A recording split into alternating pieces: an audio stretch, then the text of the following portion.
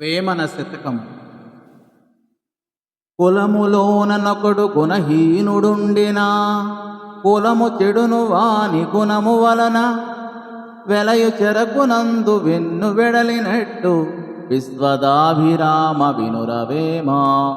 తీయని రసముతో నిండియున్న చెరకుగడ చివర వెన్ను పుట్టి ఆ మాధుర్యమనంతను పోగొట్టినట్లు వంశములో ఒక్క గుణహీనుడు అనగా మంచి గుణములు లేనివాడు జన్మించినచో వాని దుర్మార్గ వర్తనము చేత ఆ వంశ గౌరవము నశించుపోవును అని ఈ పద్యభావము.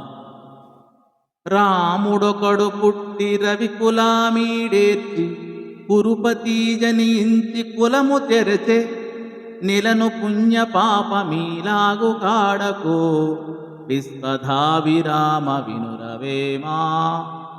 రాముడొకడు పుట్టి రవికులామీడేర్చే కురుపతి జనించి కులము జరచే నిలను పుణ్య పాపమీలాగు కాదుకో విశ్వధాభిరామ వినురవేమా. రవికులము అనగా సూర్యవంశము, కురుపతి అనగా దుర్యోధనుడు అని అర్థము. భావం చూద్దాం. అవతార పురుషుడైన రాముడు సూర్యవంశంలో జన్మించి దుష్ట శిక్షణ చేసి ఆ వంశమును ప్రసిద్ధి నొందునట్లు చేశాను. కురువంశములో జన్మించిన దుర్యోధనుడు తన వంశము వారిని నిర్మూలించుటయే కాక కులమునకు అప్రతిష్ట తెచ్చను.